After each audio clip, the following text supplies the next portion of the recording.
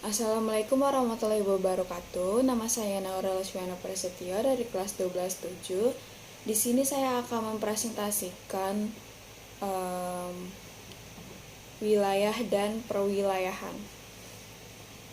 Oke, jadi di sini itu ada pengertian wilayah. Pengertian wilayah itu dibagi menjadi dua, yaitu Taylor dan Rustiadi. Taylor yaitu wilayah suatu daerah yang tertentu di permukaan bumi yang dibedakan dengan daerah tetangganya atas dasar karakteristik yang menyatu. Yaitu yang kedua ada Rustiadi, wilayah unit geografis dengan batas-batas spesifik tertentu di mana komponen-komponen wilayah tersebut satu sama lain saling berinteraksi secara fungsional. Selanjutnya ada konsep wilayah. Secara umum, wilayah di permukaan bumi dibedakan menjadi keadaan alamiah. Berdasarkan keadaan alamiah yaitu yang pertama ada variasi iklim, terdapat wilayah tropik, subtropik, sedang, dan kutub. Yang kedua yaitu berdasarkan tinggi rendahnya permukaan bumi, dan yang ketiga adalah berdasarkan persebaran vegetasi. Terus yang selanjutnya adalah berdasarkan tingkat budaya penduduk. Pertama, apabila wilayah didasarkan suatu kenampakan disebut generik region. Contohnya, areal tebu, areal gandum, dan areal padi. Yang kedua, apabila wilayah didasarkan ciri-ciri khusus lokasi dan kekhasannya dibanding wilayah lain disebut spesifik region. Contohnya adalah wilayah Timur Tengah, Amerika Latin, dan Asia Tenggara. Selanjutnya ada wilayah homogen. Wilayah homogen adalah wilayah yang dibentuk oleh adanya kesamaan kenampakan termasuk iklim, vegetasi, tanah, landform, pertanian, atau penggunaan lahan. Wilayah formal berdasarkan kriteria fisik didasarkan pada kesamaan topografi, jenis bantuan, iklim, dan vegetasi.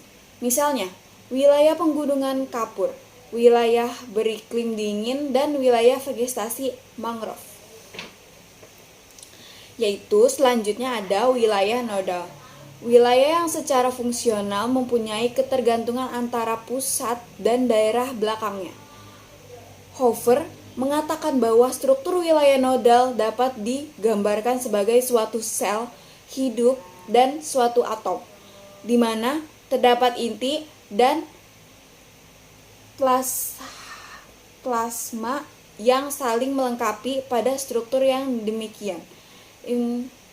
Integrasi fungsional akan lebih merupakan dasar hubungan ketergantungan atau dasar kepentingan masyarakat di dalam wilayah itu.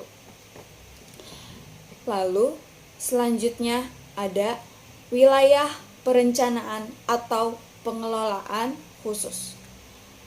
Wilayah perencanaan adalah wilayah yang batasnya didasarkan secara fungsional dan kaitannya dengan maksud perencanaan. Wilayah perencanaan mengalami perubahan-perubahan penting dalam pengembangannya dan memungkinkan persoalan-persoalan perencanaan sebagai kesatuan. Lalu, wilayah perencanaan memiliki ciri-ciri, yaitu yang pertama, besar untuk mengambil keputusan investasi. Yang kedua adalah mampu mengubah industri sendiri. Yang ketiga, mempunyai struktur ekonomi yang homogen. Yang keempat, mempunyai kurangnya satu titik pertumbuhan. Yang kelima, menggunakan suatu cara pendekatan perencanaan pembangunan. Dan yang terakhir yaitu yang keenam, mempunyai kesadaran bersama.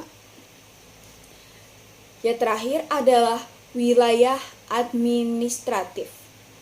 Wilayah administratif adalah pembagian wilayah geografis yang ditetapkan oleh pemerintah untuk tujuan pengelolaan, pemerintahan, dan pelayanan publik dengan batas-batas yang jelas, sehingga desa atau kelurahan yang diatur secara hierarkis untuk menjalankan tugas pemerintahan. Tujuannya adalah untuk memudahkan urusan pemerintahan, penegakan hukum, dan penyediaan layanan publik. Sekian presentasi dari saya. Wassalamualaikum warahmatullahi wabarakatuh.